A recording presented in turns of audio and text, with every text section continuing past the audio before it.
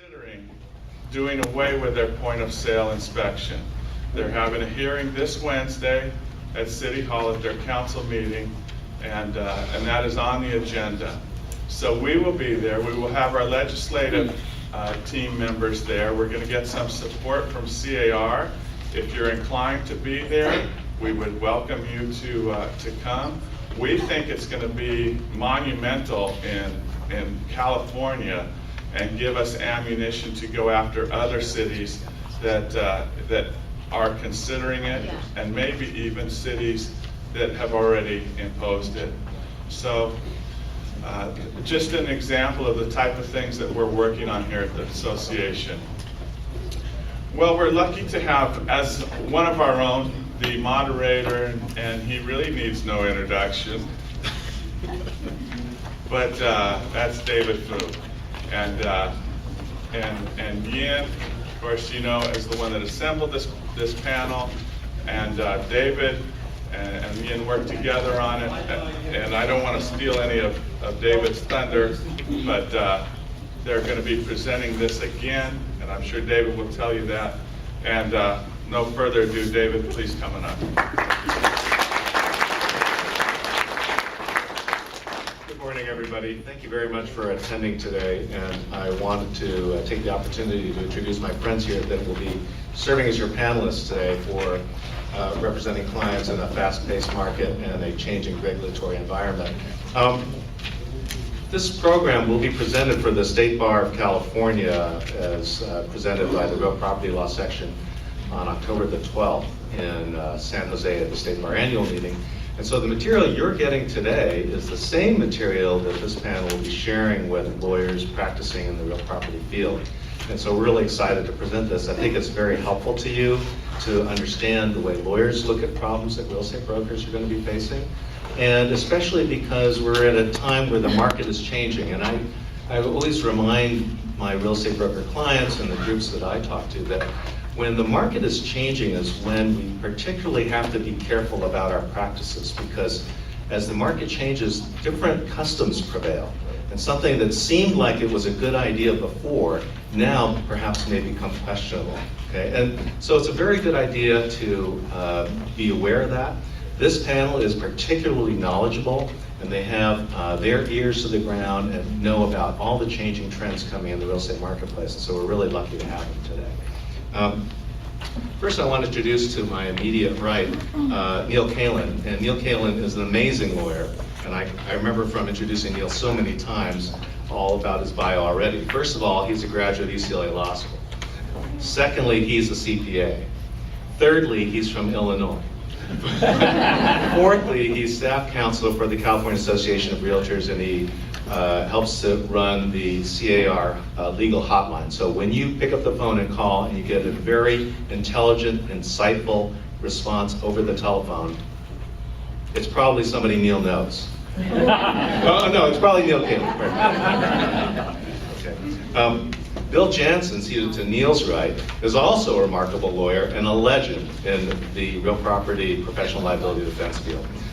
Bill is the principal of a firm in Northern California, the firm Broker Risk Management Inc., which he founded in 2002. He represents many, many real estate brokers in California. He also is a real estate broker himself, and was, in fact, the president of the San Francisco Association of Realtors. San Francisco Association of Realtors, which we talked about earlier today, because Bill says he can't shake that off. But I've been to many panels where I've heard Bill speak. He is really funny and a really smart guy, and so we're really lucky to have him here today. And then seated to Bill's right is my good friend Mary Work.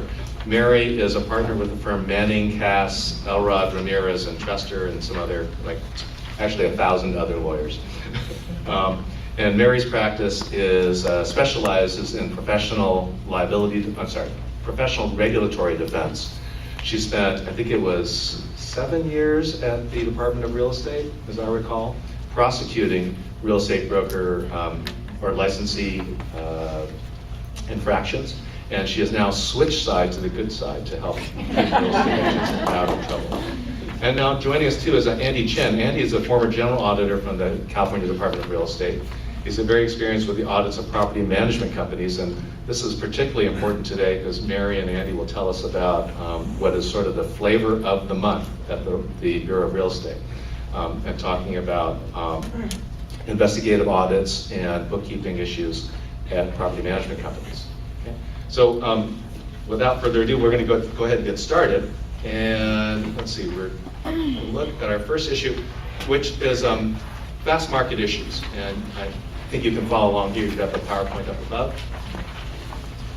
The first question we're going to talk about is about buyer's agent concern over whether an offer was presented. And let's see, I'm trying to remember now if we go down or up. This is my overview, right, about what we're going to be having here. We'll talk about pocket listings, how to protect your right to be paid off on an off-market listing, sharp practices in bidding process, handling multiple counteroffers, waiver of contingencies, and immediate regulatory complaints prior to lawsuit. Okay. Great, thank you, David. Good morning, everybody. Good morning. I'm very pleased that you're all here. This is an opportunity for you guys to be ahead of the attorneys out there. As David mentioned, we are going to be doing this presentation at the State Bar for real estate attorneys, and you're getting it first. So you guys can walk out of here and say, you know more than the lawyers do, which a lot of times lawyers are going to want to tell you they know more than you do, because just ask them, they'll tell you. So let me ask you this. In your marketplace, are you experiencing multiple offers? Yeah. Is there still a limitation on inventory? Yeah. Okay. So we have a lot of the fast market issues, and that's what the first topic is about. The way we're going to do this is each of the various topics have been assigned to the various panelists, and I've been assigned to take the lead on this first one. But each of the panelists can and will jump in because lawyers do have opinions and things. Whenever they want to add to or what I say or disagree with me. And if you have 3 lawyers in a room, you're going to have 4 different opinions. So I wouldn't be surprised if we hear a different take on things. A lot of times, we all fight the same battle, so I doubt if we're going to disagree on anything major, but there may be a different way of looking at things, and if we welcome each other's comments. The first one is on buyer agents' concern over whether the offer was presented. A very common problem these days when there's limited inventory, what happens is some listing agents will, shall we say, delay a presentation of a buyer, co-op buyer's offer, and lo and behold, what happens is they end up double-ending it, and that agent wonders whether their offer was ever presented. It's very hard to determine whether or not that was ever done. But it is a dangerous practice indeed to not present offers timely. It is your legal requirement to timely and equally present all offers. And so a way that you as a listing agent can address that is, on the very end of the CAR purchase contract, there's a line at the bottom that says that the offer is rejected. Have the seller sign it and send it back. Or just put a line across the front, reject it, and send it back. That way the other side knows that it was presented and the seller actually saw it. This is an issue that the BRE, you guys are all aware, it used to be the DRE, Department of Real Estate. Now it's the Bureau of Real Estate under the Department of Consumer Affairs. So I still stumble over it, but it's the BRE. Takes this very seriously. If they get a complaint from a buyer, and if you have a buyer who felt that their offer was not presented, the BRE will take it seriously if they file a complaint. So you need to be aware of that. If you're dealing with an agent who you feel is not presenting the offer, if they're in an office with a manager or a broker, you can contact the manager or broker, or your manager or broker can contact theirs. Sometimes it is a rogue agent that's out there just not playing by the rules, and the broker, if they have high standards, will call that agent to task. Some of the biggest problems are small individual brokers who are the broker themselves, and there's no place you can escalate that to. But basically, they're not fulfilling their fiduciary duty to their seller. And so they are risking a BRE inquiry and a license violation if they did not present their offer. Any observations on that? I'll just say for the brokers in the room, this comes to your attention, you have an agent who's not presenting offers, you want to counsel them, you want to document that you've counseled them. If it comes up again, you may want to consider not allowing them to be licensed under you any further. Because if the BRE were to get into the situation and investigate, they will let the broker off the hook if the broker's taken the right steps. If the broker has ignored complaints against the agent, et cetera, the broker as well could face a disciplinary action. So it's very important for the broker to be proactive in these situations. Okay, anything else, Neil? No? Okay, are we taking questions as we go, or are we just going to plow through and take questions at the end? How are we going to do this? I think normally we like to try to take questions as we go because I think it just goes with the flow a little bit. If it gets out of hand, I'm going to cut it off. Yeah, we have a lot of material in a tight time frame, so we get to take some questions as we go. So I'm going to shift on to the next topic, pocket listings. Pocket listings are a huge problem all across the state. Pocket listing is a listing that does not get onto MLS. It may be shopped inside the office. Another definition of pocket listings is you have nothing in writing. It's just the seller says, bring me an offer and I'll consider selling it. And some offices allow you to come in and pitch that in your sales meetings. That is exceedingly dangerous for a number of reasons, not the least of which is the seller, you have no control over that seller. A buyer could go around you. You can't get paid. Your brokerage cannot get paid. You can't even get into court unless you have a writing charging the seller with the obligation to pay a commission. So you're running the risk of not getting paid unless you have a writing that says that you're entitled to get paid. So that type of a quote pocket listing is exceedingly dangerous indeed. But probably the more common one is you actually have a listing, and some agents routinely go to their sellers and say, please sign this document that says you will not, we can exclude your listing from the MLS, and routinely do it. The rules basically say, most MLS rules basically say you may exclude a listing from the MLS if the seller insists on it.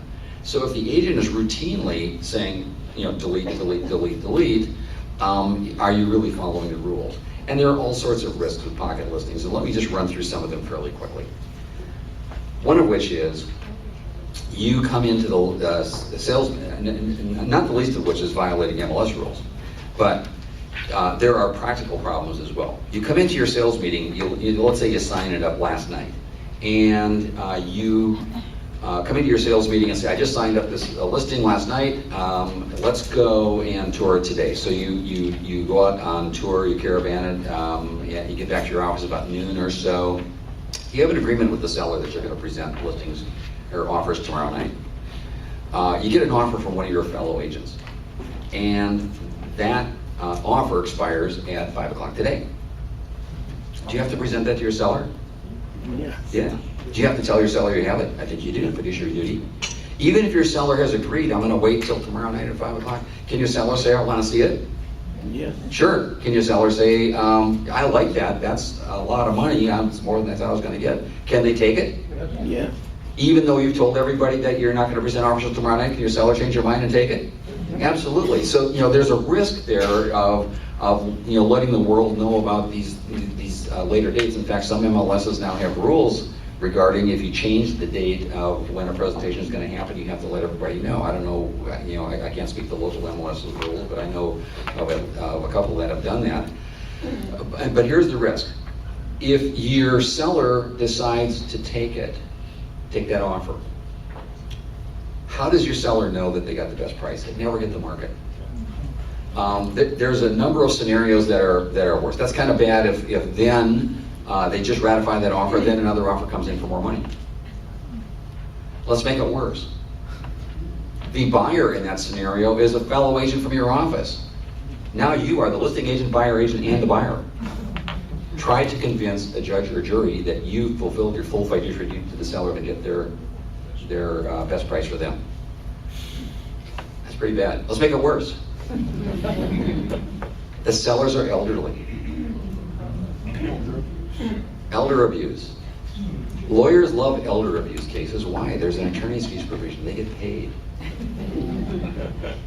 So here a seller is been, quote, taken advantage of by you guys who sold them down the river to sell this property very, very quickly. And you're gonna find an attorney who's gonna like that. You're gonna find a family member who's gonna say you took advantage of mom or dad or grandma, if family members are involved. It's even worse if it's a question as whether or not their mental capacity. You know, some older folks, are losing their, cognitive functions. Some young people too. I have a friend who's 89 years old. He's just as sharp as he was at 20, I think. And there are some people, you know who they are. They're in their 50s, and you wonder how they get their socks on in the morning, right? A lot of times you have those agents on the other side of your deal, But it can be a function of age, and then also language is an issue. If the transaction is not in the language which you are speaking to them, it's not their first language. If you're speaking English and English is their second language, later on, guess what's going to happen? And I've seen this happen in a deposition. I had one case where the sellers pretty clearly understood, according to the agent, what was being the transaction was going on in English. Yet afterwards, when they sold the property quickly, and they wanted to say, gee, we didn't fulfill our fiduciary duty. When their deposition was taken, they could barely speak English at all. They showed up with a translator. So, all of a sudden, on proper advice from counsel, I might add. Language is an issue, as you well know. So, whenever you're dealing with properties that haven't hit the market, haven't hit the full exposure to the market, all of those things are risk. All of those are red flags to you guys. You need to slow down. If you're going to be selling the property quickly, and the seller may very well want to take a property quickly. I've had sellers who say, wait a minute, I don't want to have 100 people traipsing through my house. This is more than the list price. This is the property I want. Document that. Document it with an email to them that they confirm that that's what they want. Have comps. Save the comps.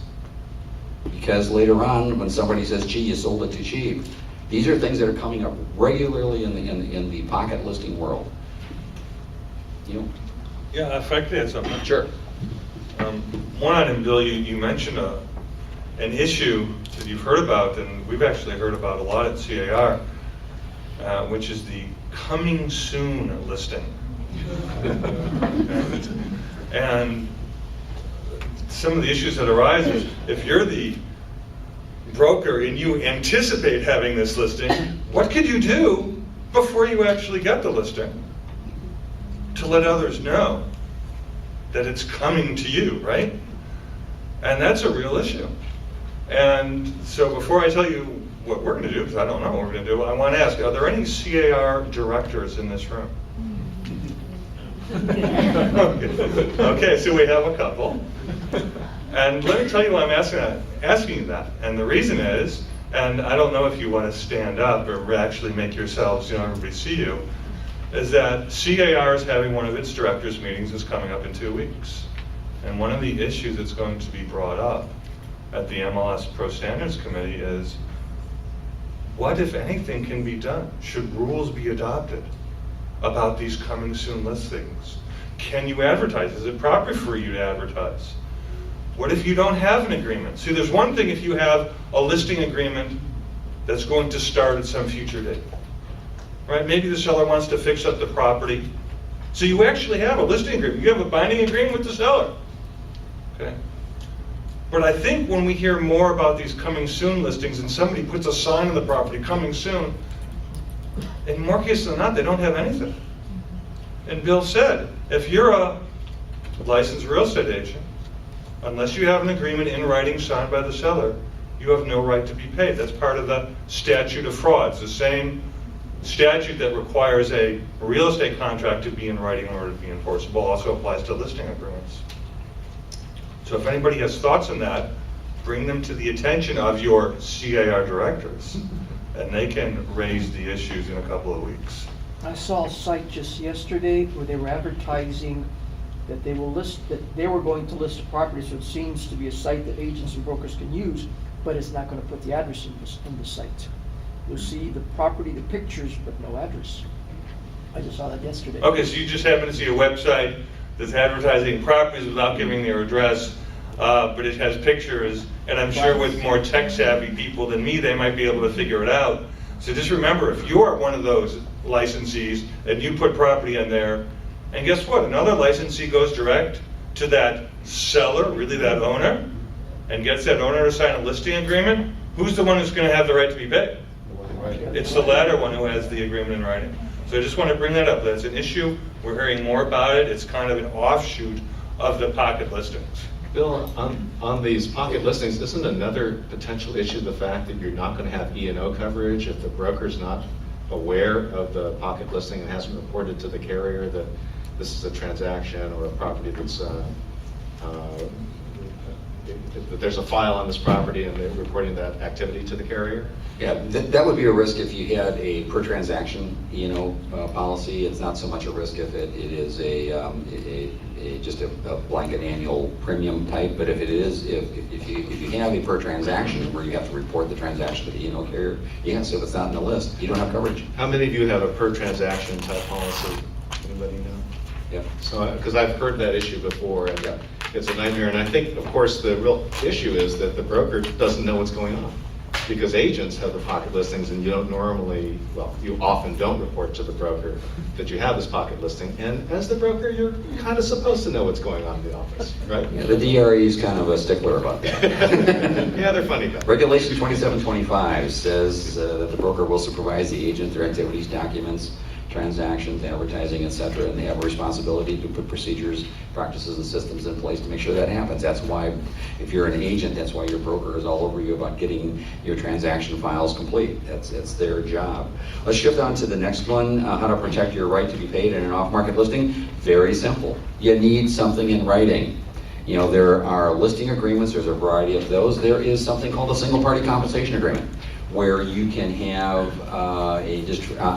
for one particular buyer, you can get paid for that one. There's also something called the compensation agreement. So you need something in writing. On the buyer side, I would just add, on the buyer side, you get paid as a buyer's agent one of a couple of ways.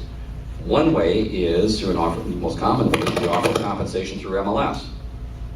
And the other one, becoming more common, I think, is buyer representation agreements. If the property's not in MLS, and you run a risk of not getting paid at all because you need an offer of compensation from the listing broker. And if there's not if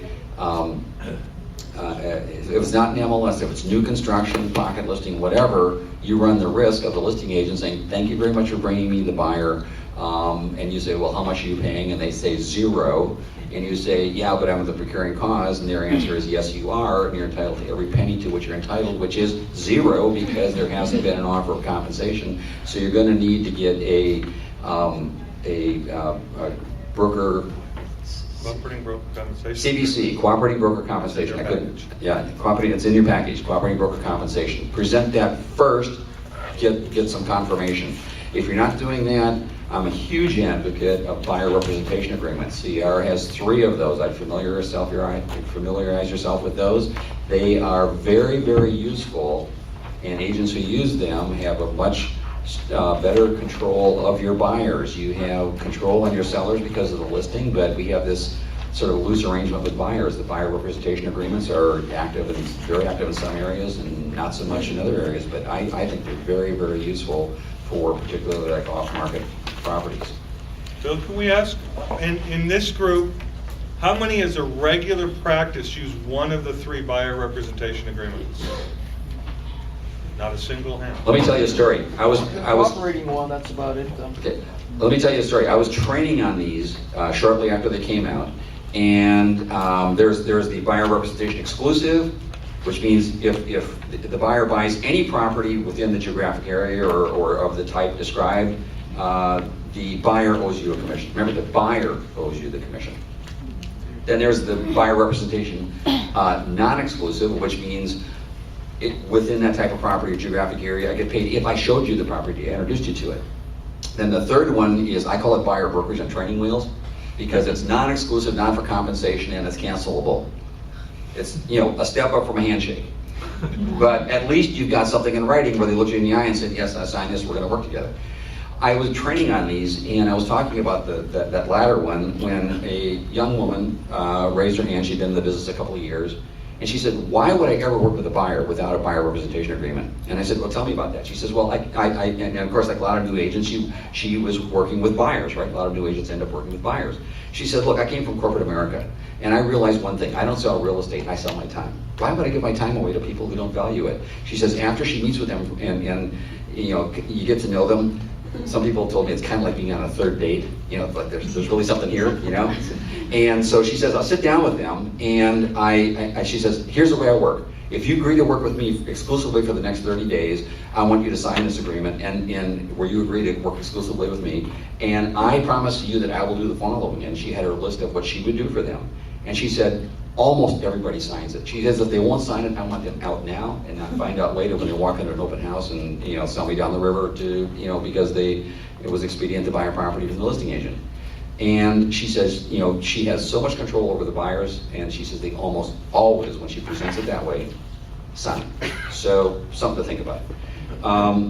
Sharp practice in bidding process. A sharp practice, also called a relative bid, is I agree to pay $10,000 more than the next highest bid.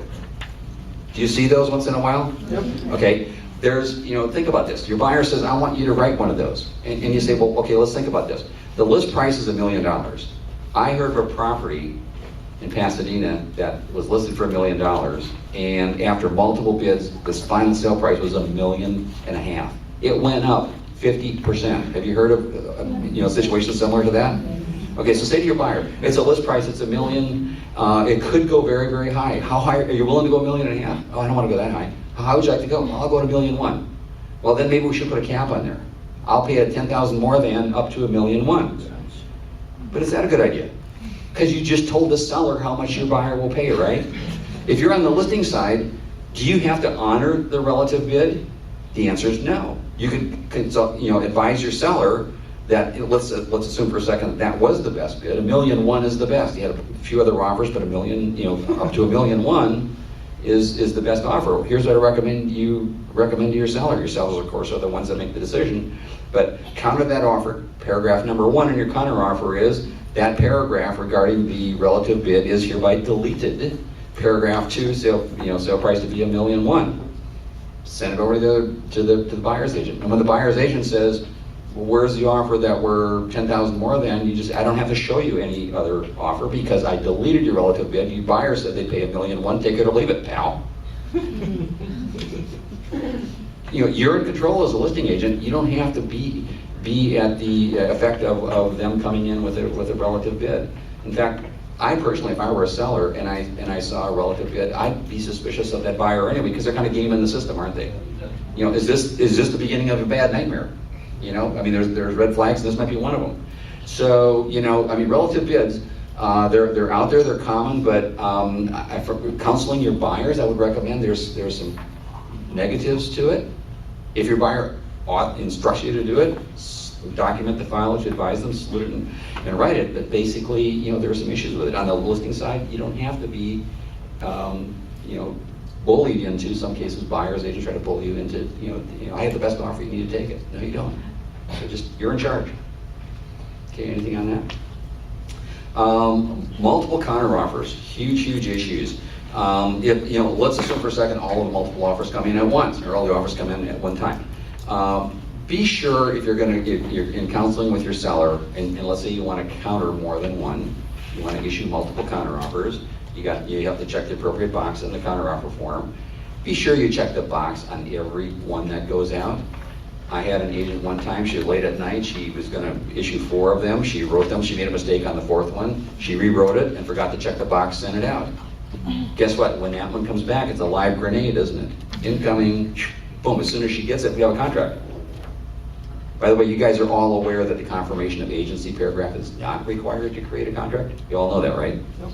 Okay, good. So every once in a while I get that question. So be very careful on that. Another problem is seriatim. You get them one after the other. I got an offer in, I got a counter offer out. Now another offer comes in from another agent.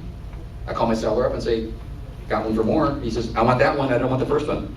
What's your first and only job at that point? Cancel the first counter offer. Cancel it. How do you do it? In writing, quickly as possible. I would do it every way possible. I would call the other agent and tell them it is canceled. I would send an email. I would send a text. I would text an email their broker. You want that thing dead, right? That's your only job. If you are, driving your kids to soccer practice, kick their little butts out, they can walk to soccer practice. Go cancel the counteroffer. It's your first and only job. Counteroffer number 2, or with an envelope in her hand, which you suspect is the signed counteroffer. You have to kill that counteroffer, right? You're instructed to do so. Your seller said, kill that counteroffer, I want the second one. What do? You can't have your seller sign something. You may have time to write something down, counteroffer dated so-and-so is hereby canceled, but guess what you have to do? You have to deliver the cancellation before they deliver it to you. So get a witness, and gave it to you first. I actually did that one time. I locked the door. I knew they were coming on a Sunday morning. Opened the door and said, "Here, so what's this? We just canceled your counteroffer." Now, are you instructed to do that? Yes. Absolutely. So if that agent would have been smart, they would have, in my scenario, that Sunday morning, she walks up to her door and she sees there's a bill inside the door, and I'm suspecting you might want to cancel my counteroffer. So she could take her counteroffer and fold it up like an airplane. Bill opens the door and she goes, darn. And sometimes it comes down, as hilarious as that sounds, sometimes it comes down to, did you cancel before they deliver the counteroffer and vice versa? So you want witnesses, you want it in writing. Only in an absolute dire emergency, they're walking in the door, would you ever try to cancel verbally. But it can be done. You just need to put that in the back of your mind. You don't use it unless they're walking in the door and you don't have any choice. Grab a witness. Grab your manager or broker.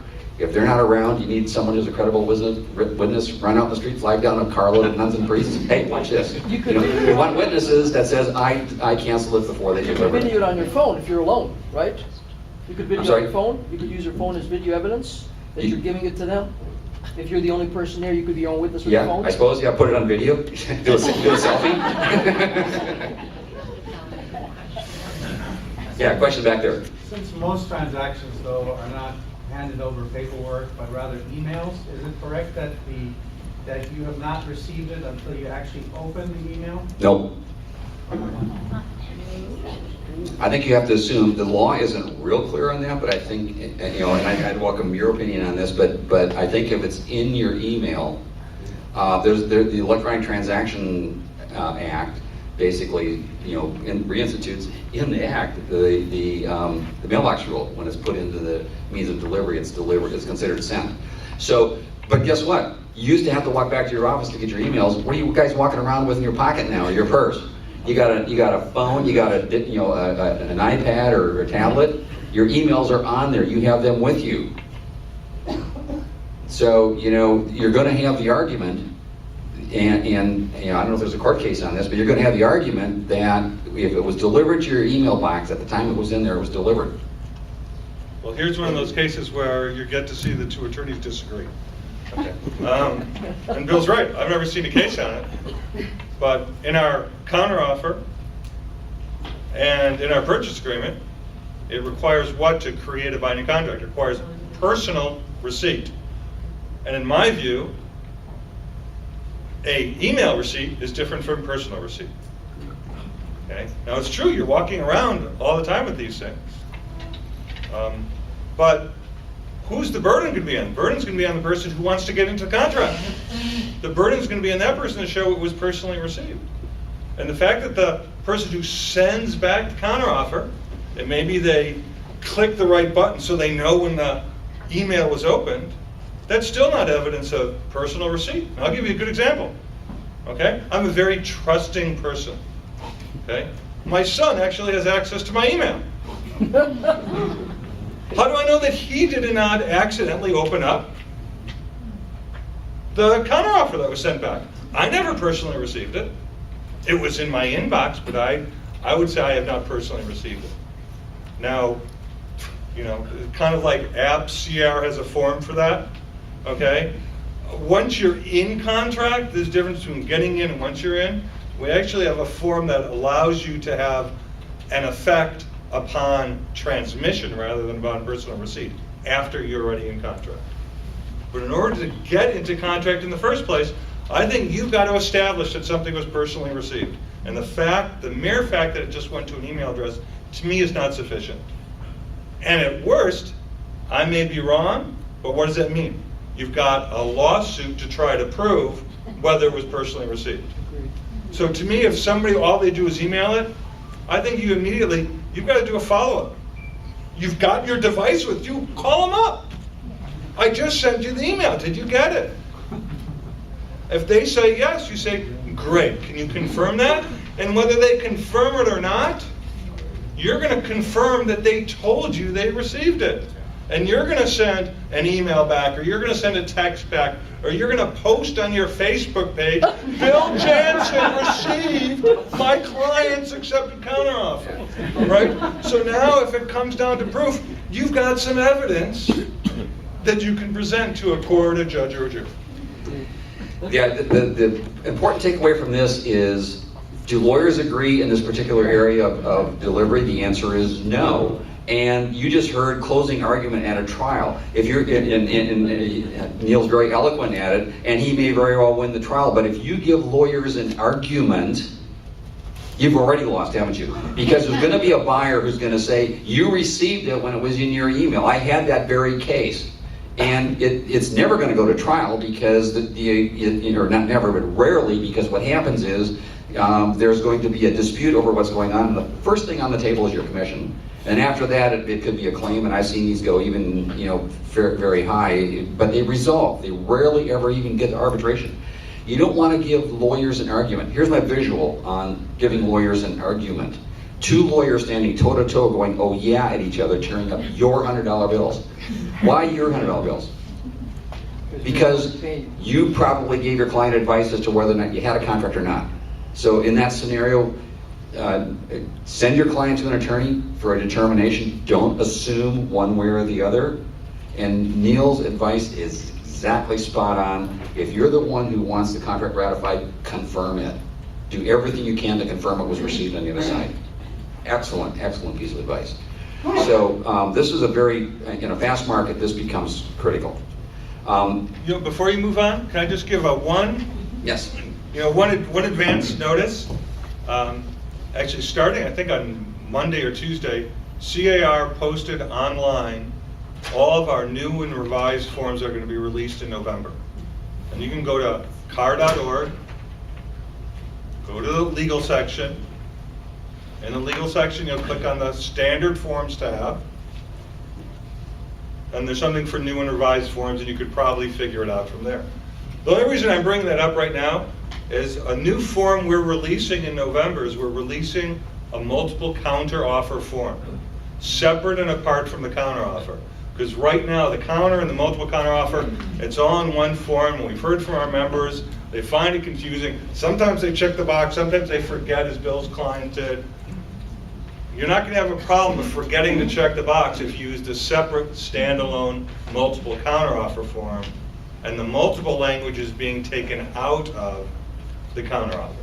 Yep. And Bill and Neil, I wanted to mention right now that we have a special guest here today. Judge Larry Crispo is with us, who is a long-term member of this community, and Judge Crispo will be ruling on your arguments.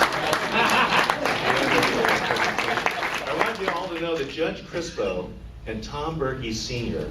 went through Boy Scouts together. And I don't understand this because Judge Crispo is obviously much younger than Tom Berkey. So I don't know how that worked, but 8 years old, right? You can ask him about it later because Judge Crispo is going to take everybody out to lunch after the meeting. All right. Welcome, Your Honor. Waiver of contingencies. I'm just very briefly going to talk about this. We have the contingency removal form. I recommend using it rather than any other mechanism because there's some great language in there. I don't want to get into details on it, but I prefer to use that form. One of the biggest areas that comes up is the request for repair. You guys use the request for repair form? See, one of the things, it says in there that the seller agrees to, where the seller's language is, the seller agrees to do the repairs provided buyer removes the contingencies in the attached contingency removal form. Almost every request for repair form, there's no attached contingency removal form. read that document. You got to read it thoroughly and all the way through, because there needs to be a contingency removal form attached if the seller is going to agree to any of those repairs. Any other comments on that one? Two, I guess. Go ahead. But the first would be, Bill, what would you say to somebody who, if a seller who does not attach a contingency removal form, what does it do? What does it do to the seller's agreement? It says it is contingent, the seller's agreement to do the work is contingent upon the buyer removing those contingencies. If that step is never taken, the seller doesn't have an agreement, in my opinion, right? Okay, well, this is a good lesson for all of you. Exactly. I'm not sure. I'm not sure, because to me, the burden was on the seller to provide the contingency removal form. If the seller didn't, I think there's a good argument that the seller's agreement to do the repairs is not contingent upon any removal, because the seller didn't attach anything. I don't know for sure, but if I were the buyer, I'd certainly be making that argument. Exactly. You wanted me to remove something, you should have told me what you wanted me to remove. Since you didn't attach anything, I'm assuming you didn't want me to remove any contingency. Unless buyer attaching the, Unless buyer attach it and send it over, it could be that. So, Neil, you missed your calling as a litigator. Very good argument. wait till Judge Crispo rules. But here again, this is an area where if it's not done properly, you're going to give attorneys the opportunity to argue there was no obligation. Yes, there was, but it wasn't subject to. And who's right? I will absolutely slam dunk guarantee you that one's probably will more than likely not hit an arbitrator or a judge who's going to actually make a decision. It may go to mediation, but guess what? At that point, there's thousands of dollars. And guess who was supposed to have attached that? Not the buyer, not the seller, the agents. And it'll take about a nanosecond for litigation counsel to start aiming their guns at you guys. So, you need to pay attention to that form in particular. Okay, I need to mention one more thing. Sorry about this, guys, but it has to do with that very form. Okay, and I just mentioned we've got these forms up. They're open for comment, I think, for one more week. And one of the forms that's there, it's actually listed, but I don't think the final version has been posted yet, is the request for repair form. And there's language that's there that says basically instead of attaching a contingency removal form, you can actually write in those contingencies the seller wants the buyer to remove. And so, do you think that's a good idea or a bad idea? Comment. Great. Thank you, Neil. Final comment on this section is immediate regulatory complaints. Mary? So we're seeing more and more that disgruntled agents that maybe are on the other side of a deal, or clients are jumping to complain to regulators right away. They will go to the BRE and make a complaint even while a transaction is in process. The transaction hasn't even completed and they're making a complaint.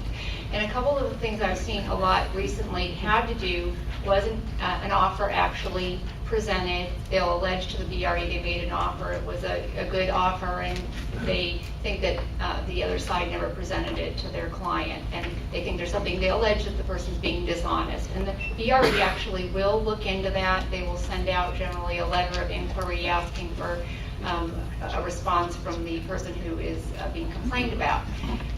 What I would say is, if you have carefully documented what you're doing, if you are following the rules, you usually can shut that sort of inquiry down pretty quickly by having good documentation and by having followed the rules. On the other hand, if you find yourself in a situation where maybe you don't have good documentation, I think before you start trying to answer the regulators, you should step back and consider getting some legal counsel, because sometimes these things just open a whole can of worms. The department starts investigating a complaint and then they end up doing an audit or something else, which digs up other problems. So you do want to have some, sound advice if you don't have, in your file absolute evidence to shut down the initial inquiry. You certainly don't want to ignore an inquiry from the BRE. You do want to be prompt in getting back in touch with them. Great, so now we're going to look at getting into and out of contract. So I guess I'll take the lead on that. And Bill already covered most of that, so maybe we'll just skip to our next session. No, we talked about what constitutes a ratified contract. We talked about that. A buyer's making an offer. Seller needs to sign it, return it back to the buyer, and if the licensee is listed in that paragraph, or the buyer's agent. And it's not until that last step has happened that we actually have a binding contract between buyer and seller. The counteroffer works exactly the same way, but in reverse. And then the real issue is, how do you prove that last step has occurred? How do you prove that there's been personal receipt back to the person who made the offer or who made the counteroffer, right? And of course, the best way to prove it is there's that confirmation of acceptance paragraph. That's the best way. If you can get the other side to initial that, fabulous. But as we discussed, if the other side refuses, then you're going to have to be able to establish that proof some other way. We talked about that. Make a confirming phone call, do some kind of confirmation in writing. You know, worst comes to worst, actually go over and see the other agent, right? So that you can testify, I gave it to him, right? Because technology is fabulous, but it can't solve all problems, right? And sometimes it can't solve the problem of confirmation. I see a hand in the back. Neil, if the escrow is open, would that not constitute confirmation? Okay, so that's a great question. So you get the information back, both escrow is open. Let's assume both parties sign, you know, the escrow documents that were sent out. Okay? To me, that's pretty good evidence that there's been receipt. I mean, is it actual confirmation? Not really. But I think it's going to be kind of hard to argue that you didn't receive something if you knew enough to bring your deposit into escrow, right, and sign the escrow supplemental escrow instructions. It's going to be kind of hard to argue around that. It's not an affirmative confirmation, but I think it would effectively operate the same way. Okay. What if as the buyer you didn't? Just a minute. Sorry. What about, I mean, lazy real estate agents would only answer a counteroffer and will not accept the counteroffer and put the X where it says subject to an attached counteroffer. You know, those acceptances are not communicated back and forth. Is at the end of it, they do sign an acceptance. Is that contract? Okay, so you fully have executed? So you have an offer, and then buyer makes an offer, seller makes a counteroffer. Without signing the acceptance? The seller does not go into the body of the purchase agreement and check the box that says subject to attached counteroffer. Okay? But in the end, you have a counteroffer that is signed by all parties. Is that sufficient to create a binding agreement? What do you think? Sure. The answer is yes, it is. Okay? And lawyers have different views on whether you should, if you're making a counteroffer, whether you should go into the body of the purchase agreement, check the box that says subject to attached counteroffer, and have your seller sign the offer. Okay? From a legal standpoint, you do not have to do that. The counteroffer incorporates all of the terms of the purchase agreement. Okay? So you don't have to do that. Some like to see it, some brokers like to see it. I have to tell you though, sometimes I get a little bit worried about that. And the reason I get worried about that is because sometimes people forget to check the box. Right?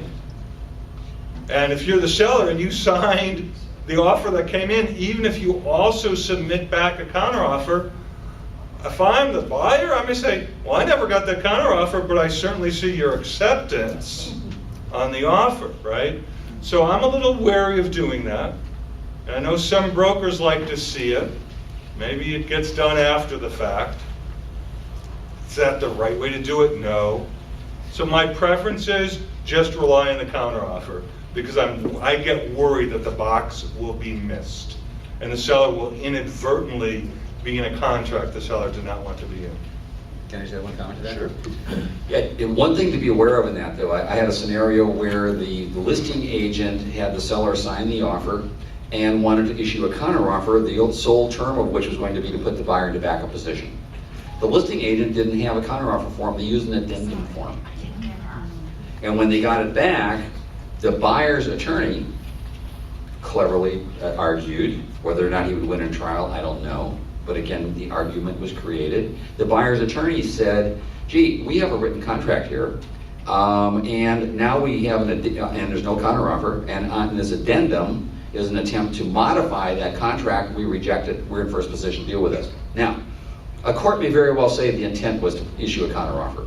But again, I said a court might say that's years later, tens of thousands of dollars. Attorneys tearing up your $100 bills. Why? Because that agent used an addendum. And, you know, the takeaway from that is always use counteroffer forms to create contracts. Don't use standalone addenda. You can attach it to a counteroffer, attach it to the offer. Once you're in contract, use addenda, but not to create it. Would you be covered if you put on the addendum, this is a counteroffer to purchase dated, blah, blah, blah, blah? Sure. If you put it on the addendum, it's a counteroffer, probably. But I like the language on the pre-printed at the top of the counteroffer form. Again, I would not do that. You should always have counteroffer forms with you. And so the comment was, if you took the addenda and you put on top of the addenda, this is a counteroffer to the purchase agreement, et cetera, et cetera. And I'm saying, if you're smart enough to do that, you're probably smart enough to figure out how to get the counteroffer in the first place. And why not use the right form from day It one? would seem, notwithstanding all your counter views and arguments, that the final thing should be the actual exchange of the consideration. Money's deposit, the check. Otherwise, technically, you haven't met the last one, in my opinion.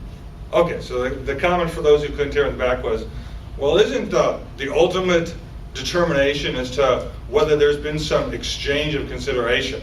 You know, a check, for example, a deposit, okay? And I will tell you, from a legal standpoint, you do not have to have a deposit to enter into a binding agreement. It is not a legal requirement. The consideration is actually the seller's promise to deliver title and the buyer's promise to pay the purchase price. That is the consideration for the contract. Hey, I like deposits too. If I were a seller, I'd want to see a deposit, but it's not an essential element to creating a contract. I think, you know, I had a case recently where the agent was lazy and rather than writing a counteroffer, just wrote on the RPA and said, here, I'm going to make these changes, you know, seller, you initial this.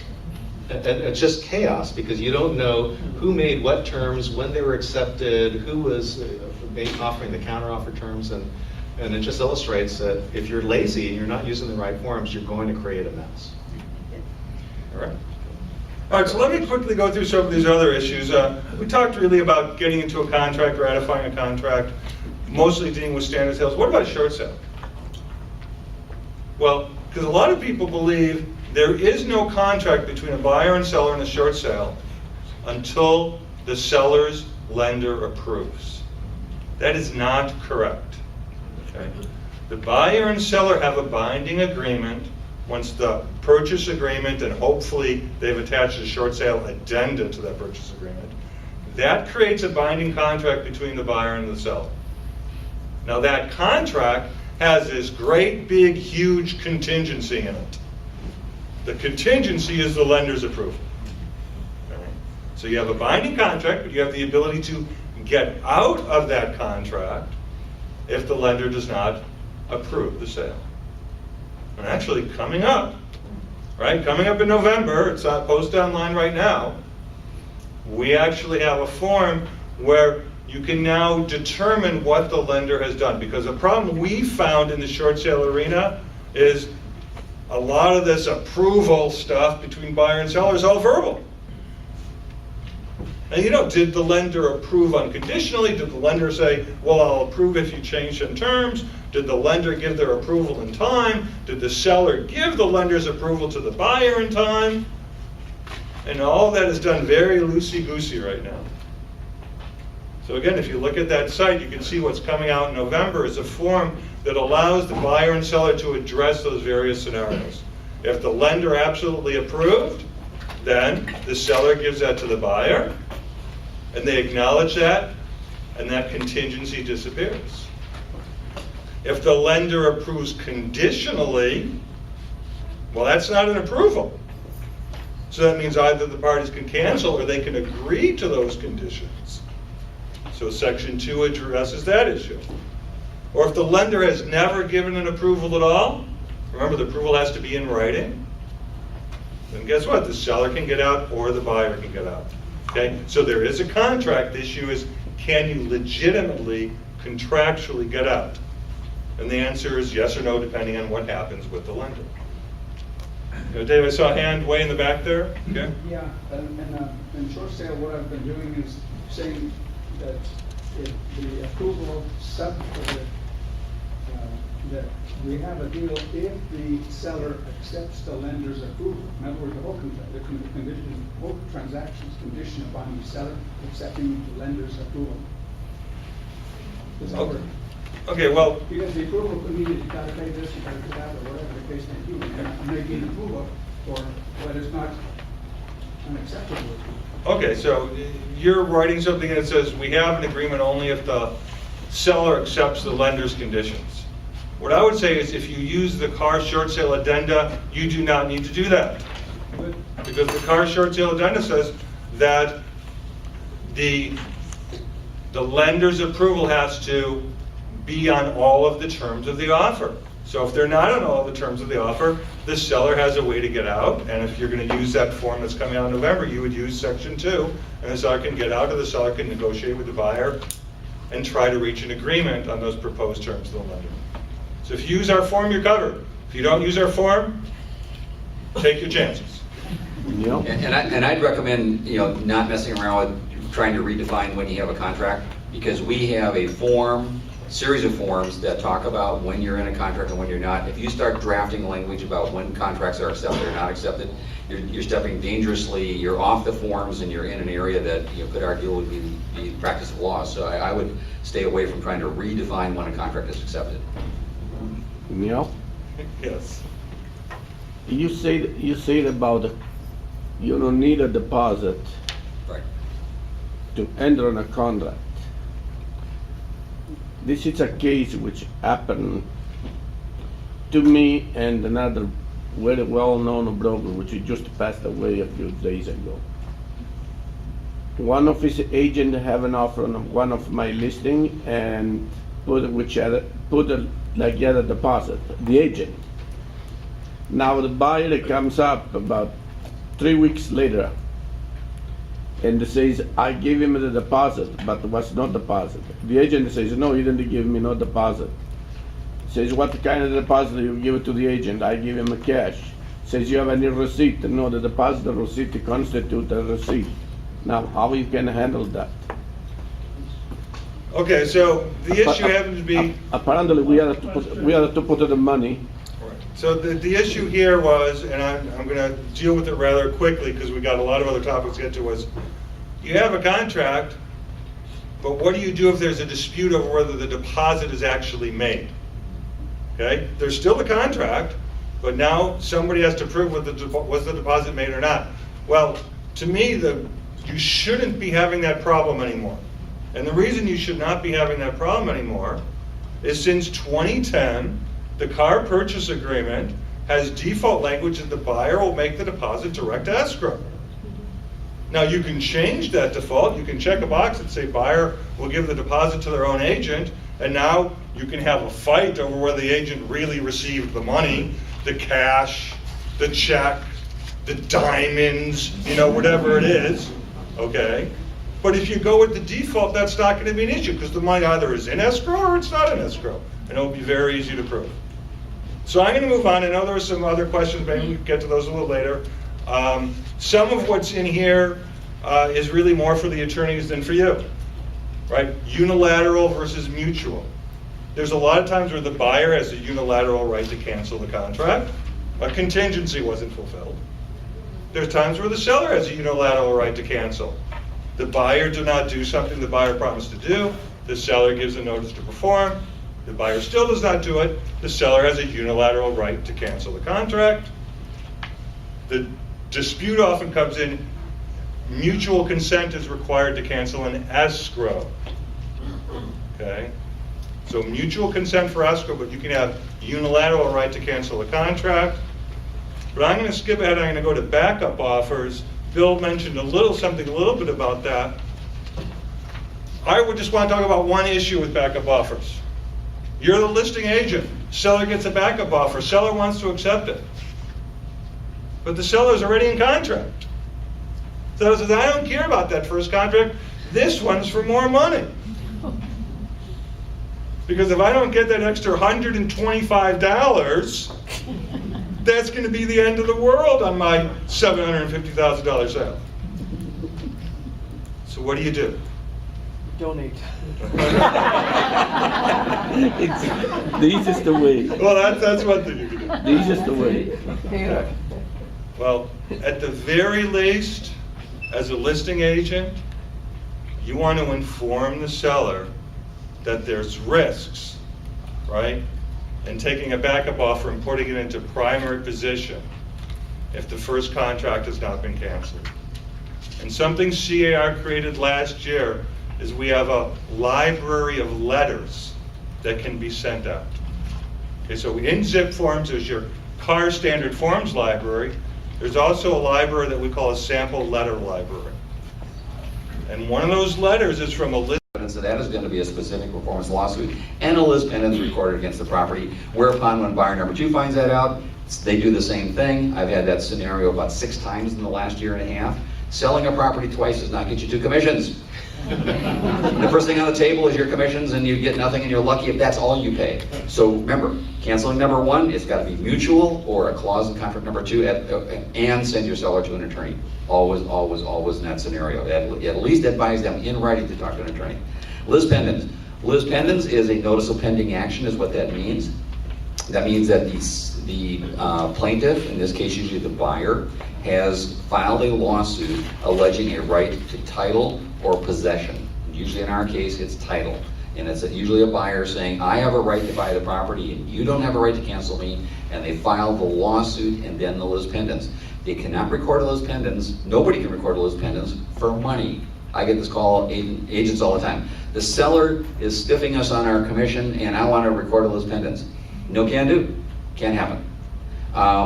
There are severe penalties for attorneys and parties who record a lis pendens frivolously. Attorneys know or should know that. But that's where it comes up. It's only in connection with a lawsuit that has been recorded or filed for possession or title. Very simple. Bill? Bill, you mentioned that your broker client cannot file lis pendens for a monetary dispute. But what about the buyer who wants nothing to do with the seller, but the seller won't give the buyer's deposit back?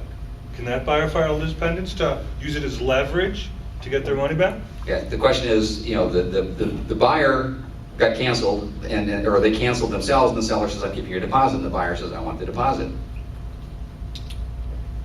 Technically, the buyer cannot, and their attorney cannot, file this lawsuit that would allow them to record a lis pendens. But what I see sometimes is, either cynically or strategically, buyer and their attorney will say, fine, well in that case, we want to buy the property, and oh, by the way, here's the lawsuit.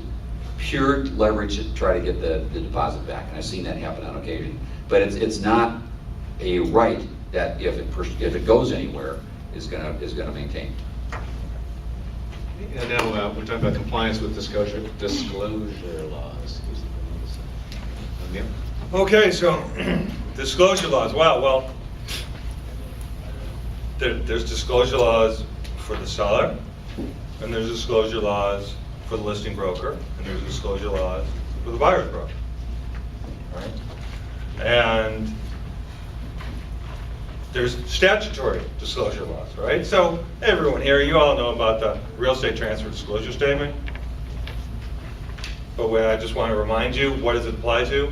Residential 1 to 4 properties, right? Residential 1 to 4 properties. And there's a whole series of exemptions from the obligation to provide a transfer disclosure statement or even a natural hazard disclosure statement. By the way, the exemptions from the TDS do not exactly mirror the exemptions for the natural hazard disclosure. But I have to tell you, I don't get too worked up about it because in almost every transaction, the parties or maybe the agent winds up hiring a third-party disclosure company that provides those natural hazard disclosures anyway. So they almost always get made. Even in the exempt transactions, they wind up getting made. So I'm not worried about that. And if you've got questions about the exemptions, what are the big ones? Big ones are property sold at a foreclosure, property sold by a beneficiary that received the property back in foreclosure and then is selling it. But if there is a third party who purchases at the courthouse steps, who purchases at the foreclosure sale, that third party is not exempt from completing a transfer disclosure statement when that third party turns around and sells the property. Okay. So that's the big one. Something I do want to mention, because it was very applicable several years ago, it may still have some applicability now. It has to do with, okay, so let's say we have an exemption, we're dealing with residential 1 to 4 property. We have a bank that took the property back, and now the bank is selling the property, so they do not have to complete a real estate transfer disclosure statement. Do they have to make any disclosures at all? And the answer is absolutely yes. For any information that that bank, that owner of the property knows that the buyer does not know and cannot reasonably find out, there's an affirmative obligation for that seller to make a disclosure. It's actually a case involving an REO. And the property, I think, sold, it's called Carudis versus Home Fed Bank. And in that situation, Home Fed acquired the property, then wound up selling it to a buyer for something like $150,000 or $170,000. There were some soil conditions that would have required $250,000 to repair. That was never disclosed to the buyer after the foreclosure sale, when the bank subsequently resold. So the buyer sued. Okay. What came out? Well, there was allegations that the original owner informed the bank about those soil condition problems. And the bank had a report, an inspection report, and their inspection report actually said it would cost $350,000 to repair. Okay. And so the bank said, well, wait a minute, we acquired the property in foreclosure, we're exempt. The TDS law says we're exempt. The public policy in the state of California exempts us from making disclosures. And the appeals court in California, in this case, has never been overturned, so that's absolutely wrong.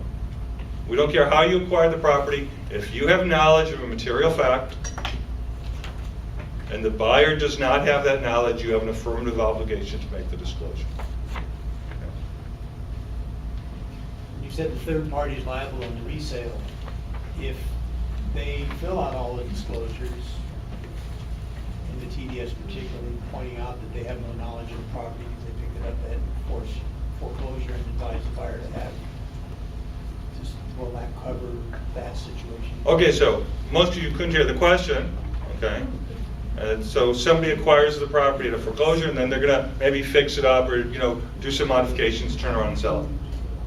And I'm gonna make one correction to something you said, at least for the people in the front.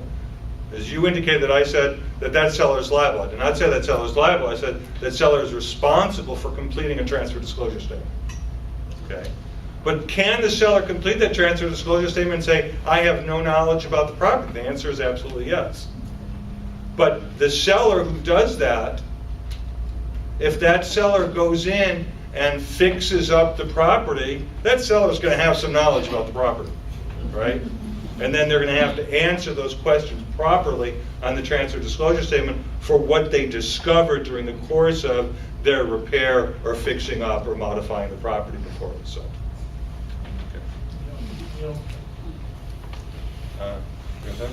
There? Yes.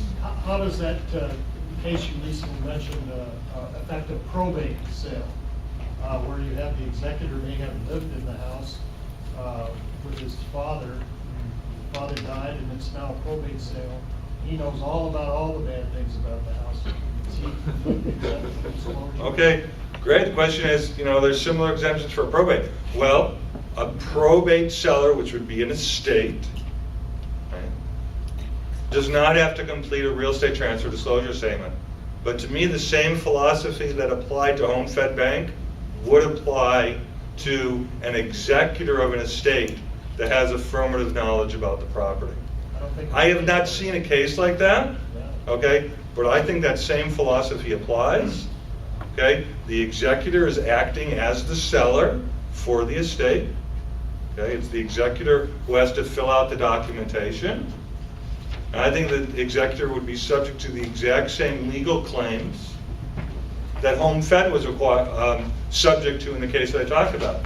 But here's the thing about those cases. Okay? An estate sale is going to go through where?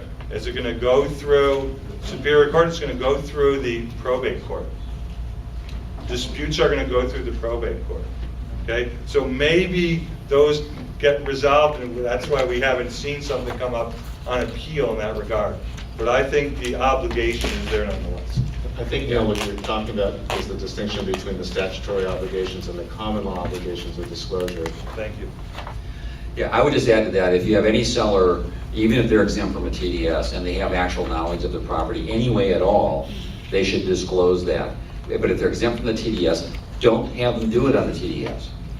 Because there have been allegations by attorneys for those parties where they went through and checked no under paragraph 2C, that representation had them undertake an obligation they otherwise didn't have to represent, that something wasn't there.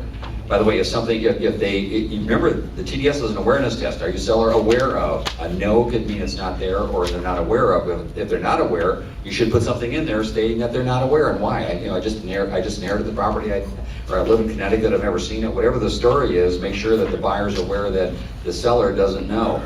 And so the disclosure by the sellers who are exempt from TDS can be on a plain piece of paper. Type it up, but don't put it on the TDS. That TDS is a very scary document. You want to be very careful with it, because I've had judges tell me that they treat that as strict liability for failure to comply with the disclosure through the TDS. I think we're going to keep moving because we are. What's the reason why you don't want it on a TDS for certain parties? Just so I'm clear. Say it again. Why do you not want certain parties not to disclose on a TDS? If a party is exempt from a TDS, Okay. they don't have an obligation to complete a TDS, yet they have specific information. They're the executor of the estate, and grandma's estate, and grandma had bats in the attic, the house, not her. And Both places maybe. yeah, but they knew that. Right. Okay, so I think you have to tell that seller they should disclose that. But if you tell them do it on a TDS, I have run into counsel for those fiduciaries, trustees, probate representatives, etc. Say, wait a minute, they didn't have an obligation to complete the TDS, and so now they're checking a whole bunch of boxes and doing a bunch of things that they weren't required to do. Why did you make them have a higher standard than what they're held to? All they had to do was put it on a piece of paper. And I think to avoid those kinds of allegations, I would recommend doing it on a separate piece of paper. Your Honor. Would you comment upon the broker and agents to disclose an important area? Yes, and if the broker or agent has knowledge, you still have to disclose what you know as well. Exactly. Now, as an agent, we would disclose on a TDS if we have knowledge? Okay, so where is the agent going to make their disclosure, right? So, And the visual inspection. what I'm hearing out here is there's a form called the AVID. It's not a statutory form. It's a form that was created by CAR, Agent Visual Inspection Disclosure, right? And the reason we created that is that the law is kind of problematic. There is the transfer disclosure law that is essentially a seller disclosure obligation, but the transfer disclosure statement that is in the statute has a section for the listing broker to fill out and for the buyer's broker to fill out. But the listing broker and the buyer's broker, their obligation is found in a completely different section of the law. Why is it there, right? So we think the best thing to do is, just check the box on the TDS that says, see attached agent visual inspection disclosure. And we also think it's a good idea to do that because the agent visual inspection disclosure, a multi-page form, is much more thorough than 4 blank lines that are on the transfer disclosure statement.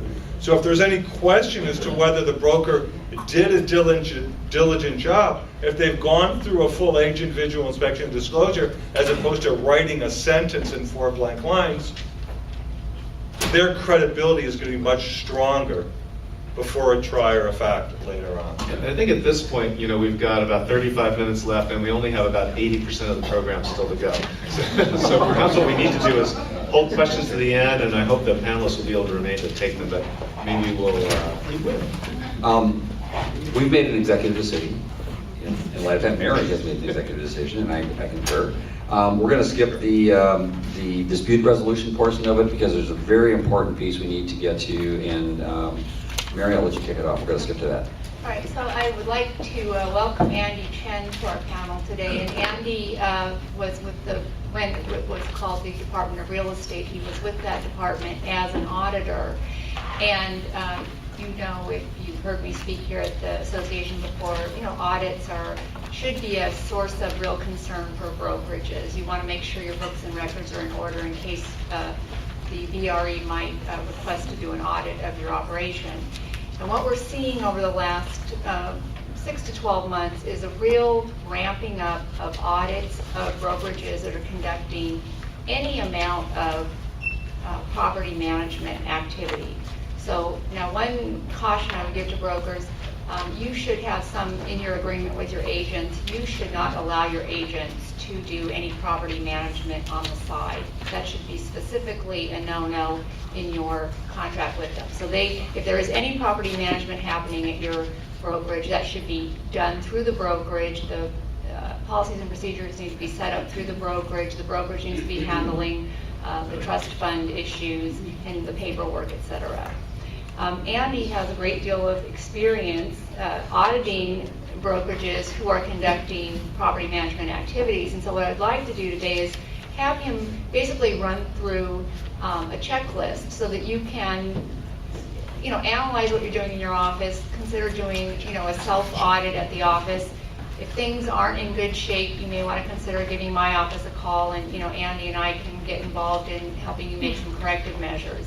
But Andy, I'm going to turn it over to you and let you just run through the highlights that are important for everybody to be aware of. Thank you, Mary. My name's Andy, and I used to be on the bad side. Right now, I'm still on the bad side, but she's on the Texas side. I originally come from Taiwan, so if anybody wants to speak me Chinese or Mandarin or Taiwanese, you can be able to do that. Today is a very special day for me. It's my first time speaking something that I'm really specialize in, and I want you to know briefly how the Bureau of Real Estate audits the property management activities. I work in the Department of Real Estate, currently named Bureau of Real Estate for years. Since the beginning of my real estate career, I have been dealing with lots of property management audits and investigations, and dealing mostly trust fund issues. How many of you guys doing the property management currently?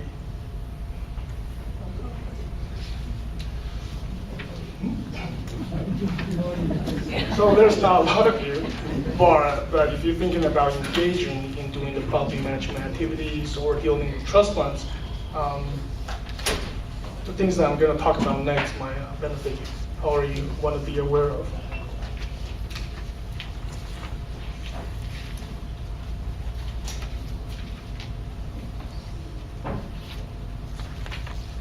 So the first issues, I don't know if you can have handouts, is third-party software issues. Number one, it's the deposit issues. So before signing up with a third-party software company, be aware and read the contract and know where the third-party software company deposit the trust funds. The things that you might have to ask the third-party software company are they licensed by BRE? How they set up the bank account. Did they set up the account as a trust account?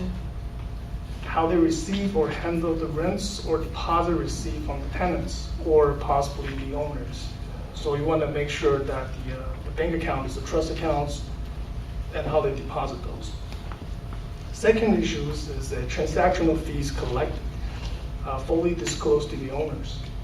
When the tenants pay the rents or deposits online, mostly likely they pay the transactional status of the signatories. There are a few rules regarding to who can withdraw money from the trust funds account. In general, regulation states that the withdrawals may be made from the trust fund account of an individual broker only upon the signature of the broker or one or more of the following persons. The next slide is also, the next topic is also reconciliations. The regulation requires that the total of all separate records be reconciled with the balance of the control records, at least once a month. So after time, we see broker will only reconcile the bank account to control record balance. You have to make sure you also have to reconcile all the separate records to the control records, at least once a month.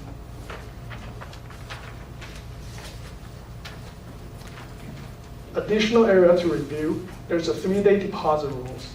The tenants and security deposit received from the tenants must deposit in the trust account within 3 business days. Trust fund handling law. Refer back to maintaining control records. You must also keep a record of all trust fund received and not deposit in trust account, including on cash checks or on deposit funds.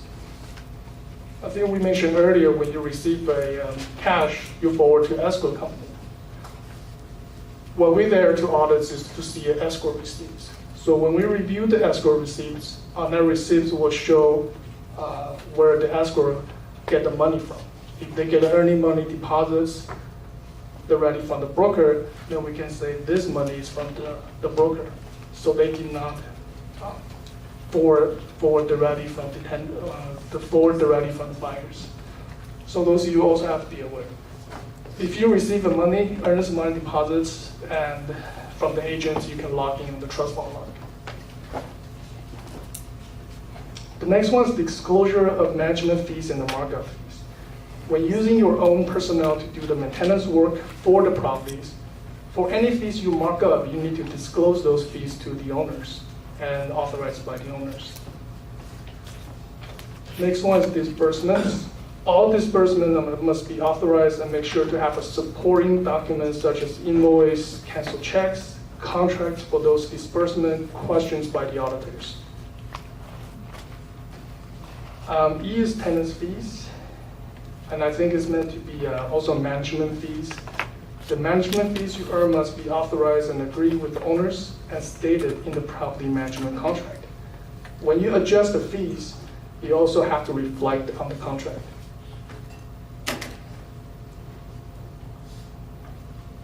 The last topic is unlicensed assistants.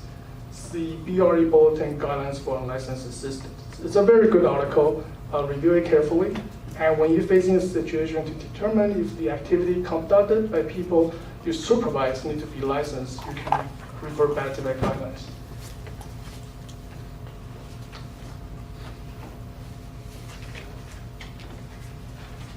The reason to do pre-audits of the operation by yourself or hire the experts is to ensure you maintain and handle the trust fund issue correctly or fix the existing problems.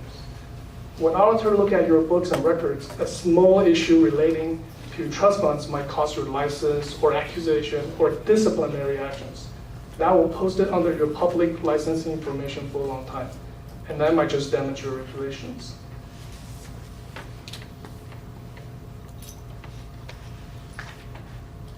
And I want to thank you, Mary, for giving me this opportunity to share my experience. Thanks. So I just want to mention that the various issues that Andy went through about, what to check if you're going to do a pre-audit to make sure you're compliant, those same issues, apply just to regular brokerage activities. So if you are handling any trust funds, and that can mean just as simple as, let's say a client gives you a check that's meant to be an earnest money deposit check that is not going to go into your broker trust fund account, but you're going to forward it at some point to escrow. That must be logged in your office. You do have to keep a record of that. And so a number of the various issues that Andy touched on, those apply to all brokerage activities, not just the property management arena. And so, it's always wise to, at least every 12 months, have your books and records checked and make sure you're in operating in a compliant mode. I get calls all the time from people who have the BRE auditor in their office and they're calling me for the first time. The auditor's already, begun the audit. And really at that point, all I can tell the person is, well, let them complete the audit and they're going to give you a summary at the end that will basically give you an overview of what your violations are. And at that point, you can get me involved. We'll see about correcting those and documenting the corrections and see what we can do to try to mitigate what they have determined is in violation. But the thing to keep in mind is under the Business and Professions Code 10145, if the Bureau determines trust fund violations, the audit that they've conducted is a chargeable audit. And the way that they get to charge you for their audit is they have to file a formal disciplinary action against you in order to charge you for the audit. And typically, they're not gonna, let that go because they feel sorry for you. They wanna be paid for the audit, and also the chargeable audit entitles them to do a follow-up chargeable audit. So, it's a revenue generating thing. So you really just don't wanna find yourself in a position of having trust fund violations if you're audited. And there are lots and lots of what are known as routine audits being conducted these days. So it's, this is an area where you want to be preventative. Yes? Yeah, if you just collect the rent on behalf of your client, the rent is not paid to your company, you just... What are you doing with the rent when you collect it? Just deposit to the owner's account. Are you logging that you've collected that money? So do you need to log in? Yeah.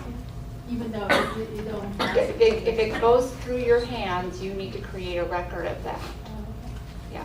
So you actually would be, they would say that you were engaging in some property management activity by doing that. Even though you just, the owner doesn't want to deal with the tenant directly. Are you being paid for doing that? Not with the rent. At the end of the year, the owner just sends you a check. Okay, so you are doing property management. So you could be, subject to having, those activities reviewed. Yeah. Mary, I have a question, actually two questions. One is, I was curious about the 3-day deposit rule, and does the BRE consider Saturday to be a business day? Some of the materials say that Saturday is not counted, and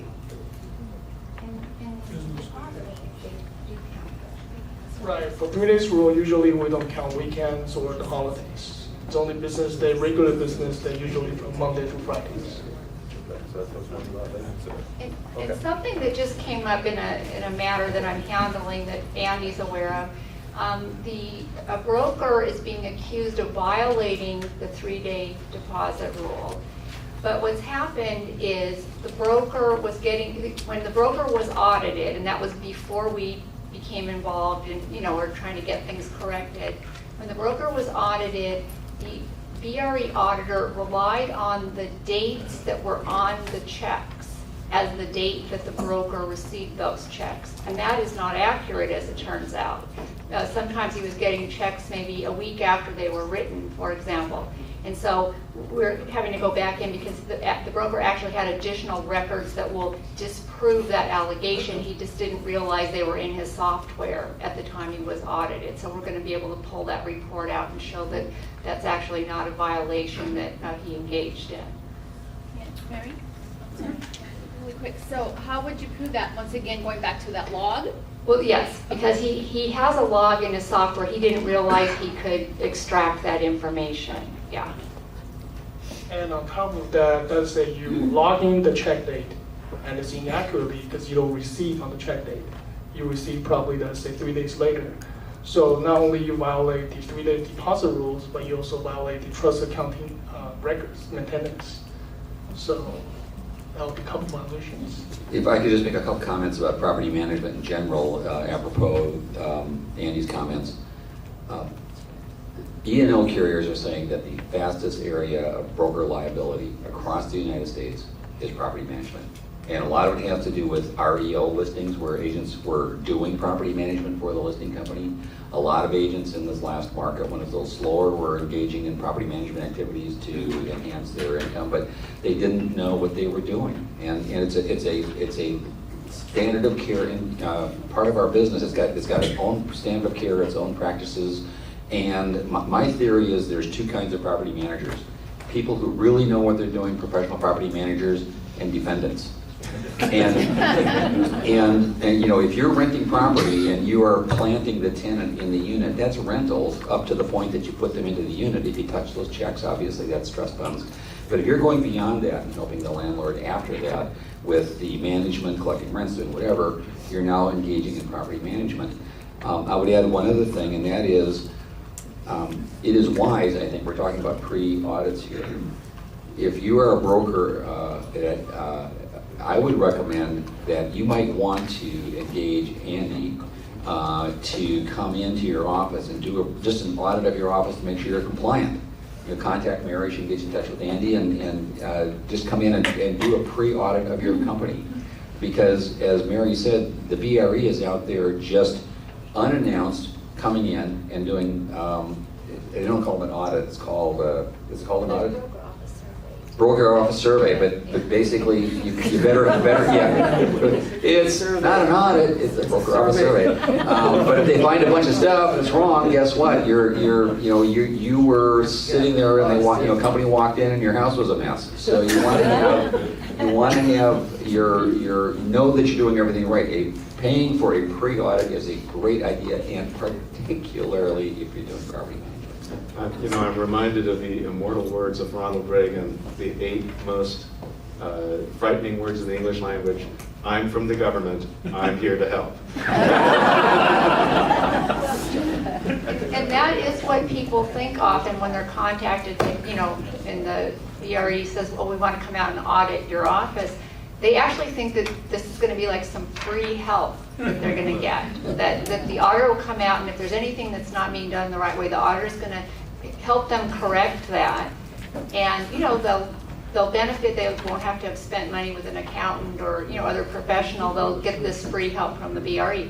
And that's just not true. If they determine certain violations, they are going to have an action filed against the broker, and that is going to stay on the broker's license history forever. It does not come off your public license history. And they now, post the documents that lay out all the allegations. Those are actually linked to your license history online, to the great displeasure of many brokers. Mary, are we going to just take questions at this point, or do we want to go back to material, or?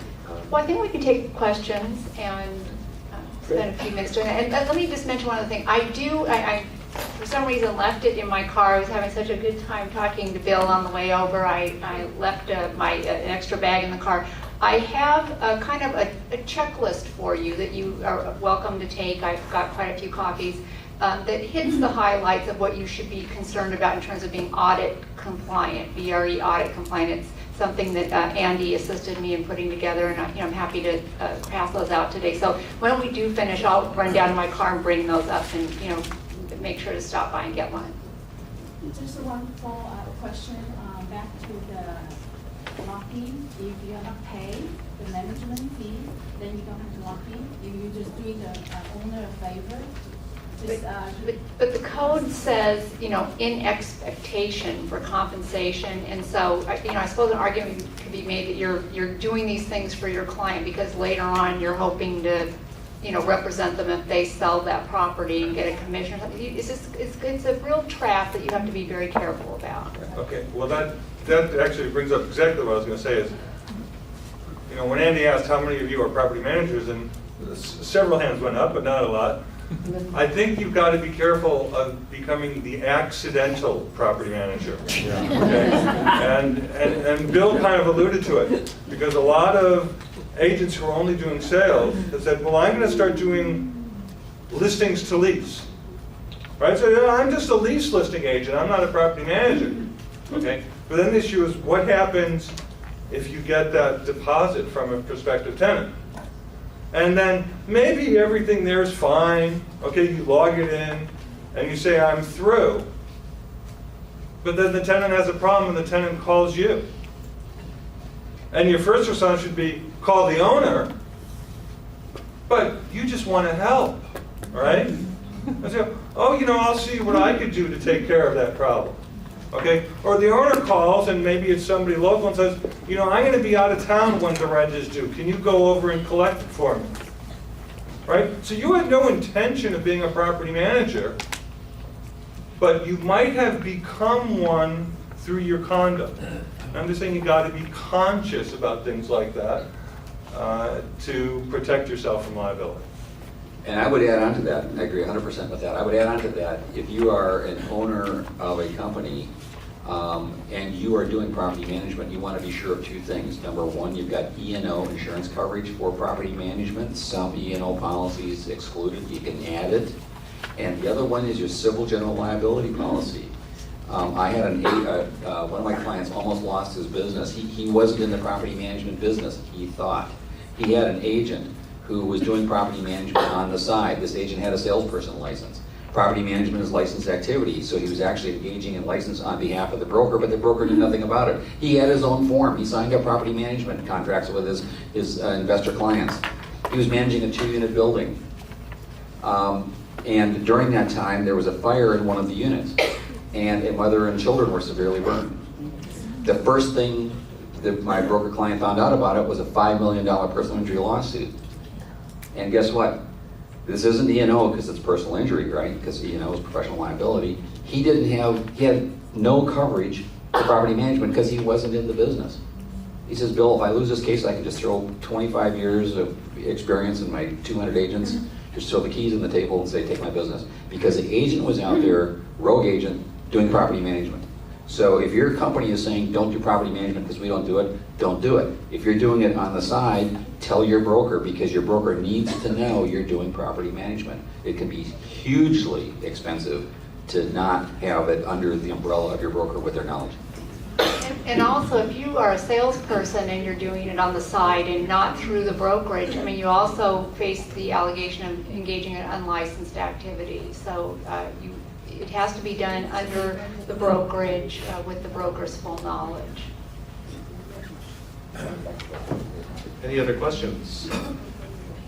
Let me take some. Yeah, in the case when the rent collected is paid into the account in the name of the owner, and then the owner authorized the property manager to sign for any expenses from that account, would that account be considered as a trust account? Can you say that again, sir? Yeah, supposing the rent paid by the tenants are all payable to the owner's name and deposited into the account in the name of the owner, but the owner authorized the agent to operate on the account to pay for any expenses, and the reconciliation is still done regularly. Right. So would that account be considered as a trust account? So you mean the owner authorized the property manager's agent to disperse the money from the account? Is that okay? Yeah. There's the rules that we just talked about it. You must have authorized in writing from the broker to the salesperson that he or she can take out the money from the trust account. And also that account have also to be a designated as a trust account. But the account is in the name of the owner. Would that still be considered as a trust account? Yeah, because they're going to then be, the licensees would be handling money on behalf of their client, so those would be construed as trust funds. So they should, being a signer on your client's account is not compliant. Those funds need to be in a separate account that's set up as a trust account that the broker establishes. Does that make sense? But what about if the owner preferred to have the then, rent payable to the owner instead of... They can do that, but they can't then ask the licensee to do licensee activity by using the owner's own personal account. Any of those funds that the licensee is going to be handling, that has to be put in a trust fund account. So in that instance, you might have to have two separate accounts. The owner could have their own account to receive rents, and that would not be trust funds if the rents are deposited there directly. In terms of expenses and such, where the licensees are going to be handling that for the owner, you would have to put those funds into a trust fund. I think we're going to go back now to the dispute resolution portion of the program, and perhaps we'll save questions to the end so that we can address this quickly. Neil, we're going to talk about this over. Okay, so we're back to contract issues. We're back mostly to sales issues, and you've got a problem. You have a dispute. Buyer-seller dispute. Primarily, let's start with that. In the car purchase agreement, what happens if you have a dispute? How do you try to resolve that dispute? Well, the first thing you have to do is you have to try to mediate that dispute. Okay? In the car contract, mediation is not an optional clause. It's a mandatory clause. Now, I know it's in the same overall paragraph as arbitration, and there are initial blocks for the arbitration subparagraph, but those initial blocks do not apply to the mediation. Mediation is automatically a part of the purchase agreement. The obligation or the requirement to mediate to attempt to resolve the dispute is automatically a part of the agreement. And there's consequences built into the contract that if you do not mediate before you litigate or before you arbitrate, even if you're successful in the underlying suit, you can lose your right to attorney's fees.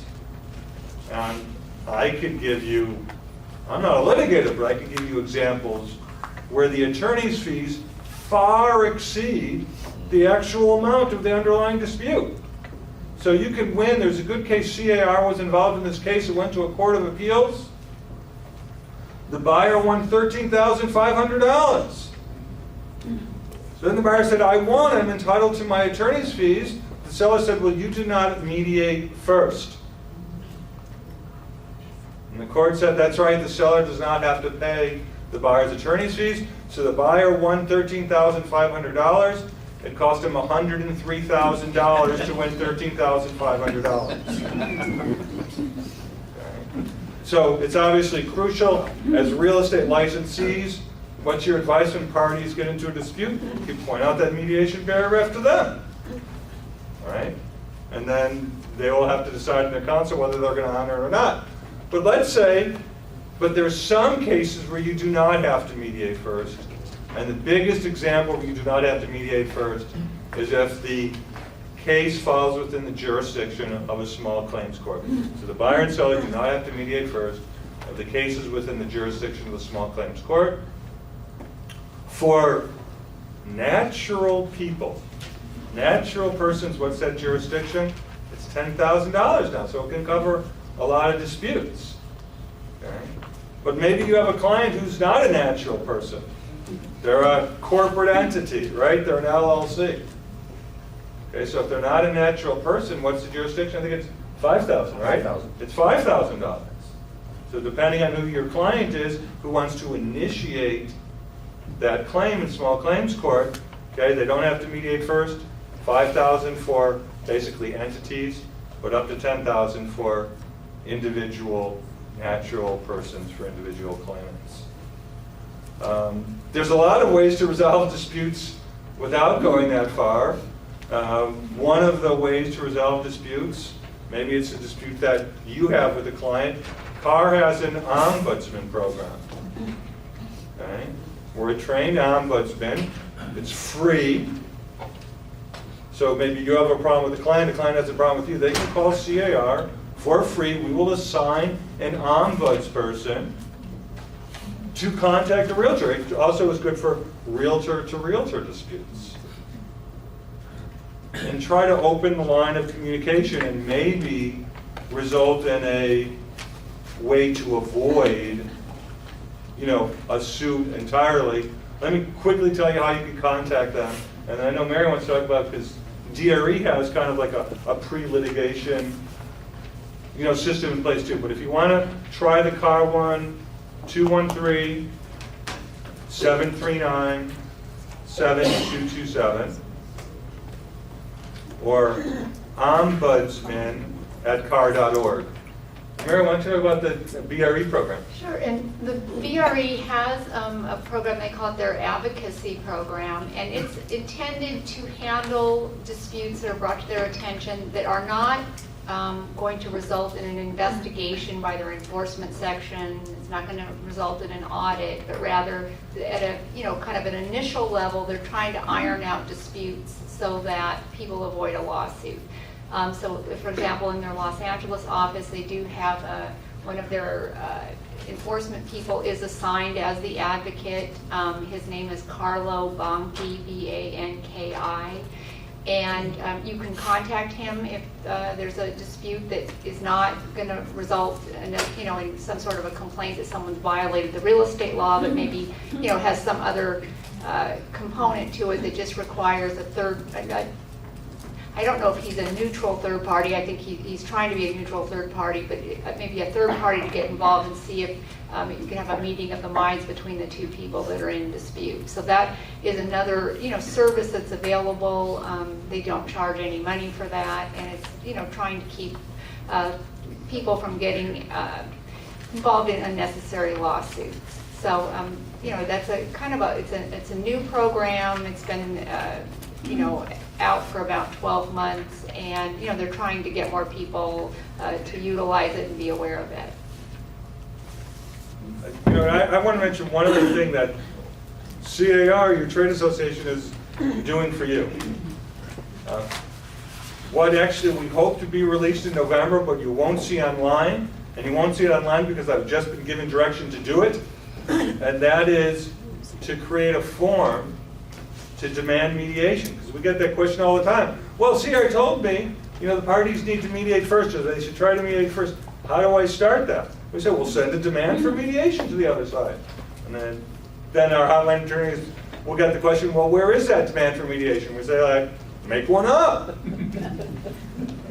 So we've been given the direction to make one up ourselves. So hopefully that will be released in November. It will be the standard form. Obviously you have to fill in the blank lines in the form, but that will be a demand for mediation. And the other item I want to mention is CAR last year started a pilot mediation program. So CAR actually trains mediators on the substantive real estate law. The mediators who become part of our program, they have to provide evidence to us that they've been trained in mediation techniques and that they have mediation experience. And so if you're looking for a mediator, I'll do my 30-second plug. You can try going through the CAR mediation program. The pilot program started in Southern California, and it's now expanding to Northern California. And how would you contact that? Pretty simple. They came up with, I thought, a great name. It's consumermediation.org, O-R-G.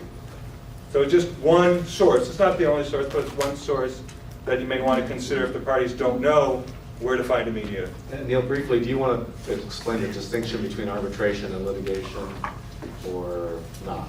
I'll let Bill explain that. You can do a better job than I can. Yeah, basically, very briefly, let's start with mediation. Mediation, there's no decision maker. It is a mediator, third party sitting there trying to bring the parties together to a resolution and come to an agreement at the end of that day. If they agree, there's a mediation agreement the parties sign, and that is binding. It can be enforced in court, but if nobody agrees, they walk away. Arbitration, in court, there is someone who makes a decision. They put the gavel down, that's the decision. An arbitrator is that person. It is usually an attorney. There are attorneys who engage in arbitration as part of their practice. You're in front of the arbitrator. The arbitrator has certain authority, not as much as a judge. One of the biggest, some people do not like arbitration. Very limited rights to appeal. Maybe limited rights to discovery. There's, some attorneys do not like arbitration for that reason. Years ago, arbitration was thought of as being a faster, cheaper means of justice, or to achieve justice, and a lot of people, after lots of experience with it, are not so sure it's either faster or cheaper or just. Because if you can't appeal, there's a problem. If the arbitrator doesn't have the authority of a judge, a lot of times I've seen arbitrations drag on and on and on, particularly if it's not a very strong arbitrator in terms of holding people's feet to the fire. And it can be very expensive because you're also paying the arbitrator in addition to attorneys. So, one of the questions you should ask yourself is, should I be recommending to my clients at the initial arbitration? And the answer is no. Should I recommend that they don't? The answer is no. They have to decide. CR has a great publication, I think it's called Arbitration for Consumers, is what it's called. If your clients want to know, give them that, have them read it, have them decide whether or not they choose to arbitrate or not. If you're recommending that they arbitrate, there have been allegations that is practicing law. You're advising them to waive the right to jury, right to appeal, other issues along that line. So be very, very careful when your clients are asking you that question. It's a decision the client ultimately, at the end of the day, has to make.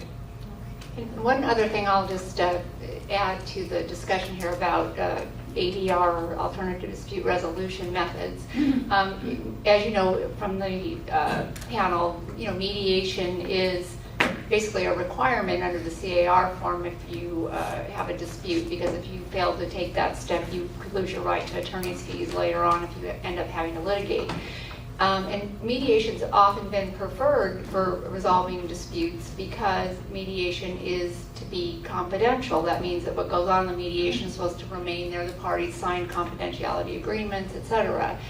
But the one thing that's changed in the law that you need to be aware of, and that is Business and Professions Code 143.5, which now, you are no longer allowed to, as part of your mediation or settlement agreement of a civil dispute, if you're a real estate licensee, you are no longer allowed to have a term that requires the plaintiff or complaining party to withdraw a complaint to the BRE or not make a complaint to the BRE. You cannot have that as a provision in any settlement agreement. Not only would the provision be unenforceable, it's in fact a violation of your licensing laws to participate in including such a provision in a settlement agreement. So keep that in mind. And we're lucky today we have Judge Crispo with us, who's actually retired, and Judge Crispo conducts mediations and arbitrations. And so if you want it straight from the horse's mouth, and I mean that with all the respect in the world, Your Honor, you can talk to Judge Crispo if you've got questions about mediation or arbitration. There's a very good reason to have a retired judge as an arbitrator or mediator, because they are experienced in handling attorneys who sometimes get out of control. And when you're a judge, you have seen it all. So there's some good reason to have an arbitrator or mediator with Judge Crispo's experience. Thanks very much. Mary, anything else? That's great. Thank you very much, everybody. If you have questions, well, Tom? Back to the subject of being an unwilling or unwitting property manager. A lot of the stuff we find listed in the MLS when it comes to leases of residential property and commercial property is the buyer making out a check to somebody when the lease is executed, and sometimes it's either the listing broker or the leasing broker. Now we've stepped over the line, haven't we? If that check is made out, and then we wind up cashing it and distributing funds on either side for leasing. Well, I mean, question? So you have a question about in a situation where there's an offer you're finding it online on the MLS, et cetera, of a property that's available for lease or rent, and one of your agents ends up being involved in this and maybe representing the tenant, and the tenant gives a check to your agent rather than directly to the owner of the property. So if the check's made out to you, I mean, you could deposit that into your account and then, handle the funds, but those would be trust funds, so you'd want to follow all the rules that apply to that. But then if you don't have a trust fund account specifically set up for property management, where Well, it wouldn't have to be specifically set up for property management. a trust fund Right. account, period. Okay, if you have no trust fund, then you've got a problem. Right. Yeah. Now, I'm if assuming most agents and brokers who don't have one. So in that case, I mean, you might have to ask for, a replacement check that's made out directly to the owner of the property. And if you're going to handle that check, remember, you do need to create a log that at one point you did have that in hand.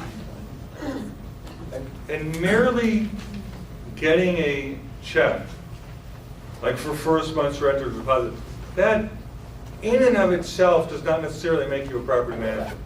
Okay, so we need to make that clear. It's once you're involved with the property beyond that, and something I forgot to mention earlier when we were talking about this issue, if any of you use the car independent contractor agreement, we added a clause in there a couple of years ago where the broker can explicitly say that certain activity is not permitted by the salesperson. And one of those boxes that can be checked is a property management box. So if the activity is done, it's done, at least from the onset, without the express permission. Okay.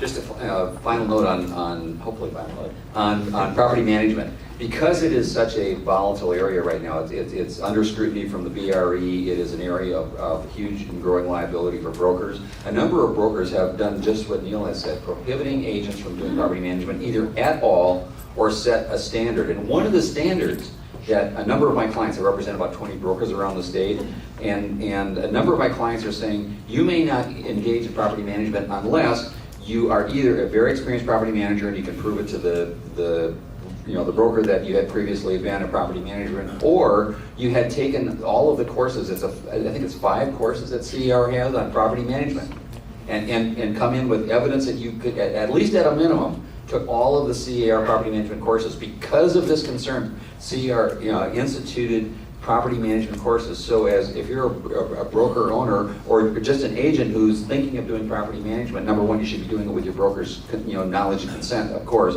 But you may also want to sign up for their courses. They are excellent, according to the people that I've talked to that have taken them, and they will give you a good broad background on much broader than we could do this morning on property management issues. And Bill and Neil, maybe you could take 1 second to talk about the importance of that independent contractor agreement and the agreement not to perform those services where you have a rogue agent who does so anyway.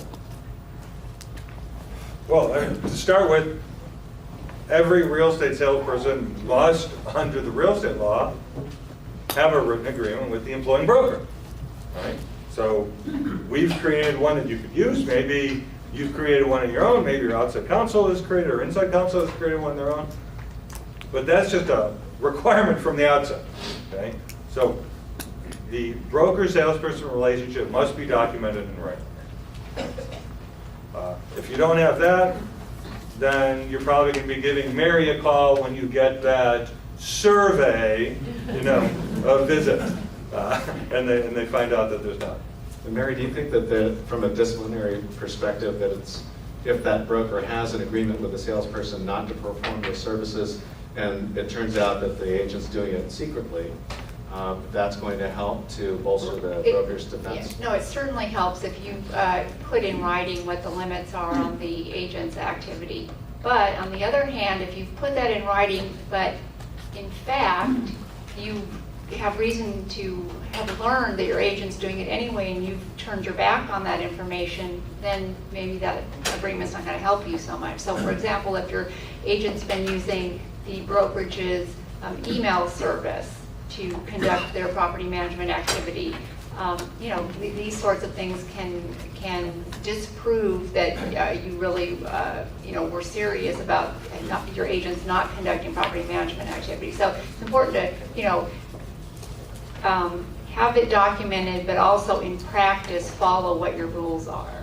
And not just for DRE disciplinary purposes, but for liability purposes as well. You've got to walk the walk and talk the talk. Okay. I think we're out of time today, but I know that, or I hope the panel will remain for a little bit longer to take your questions. And so, thank you very much, everybody. And I'm going to go down and get those little handouts I mentioned. We'll stick around for questions.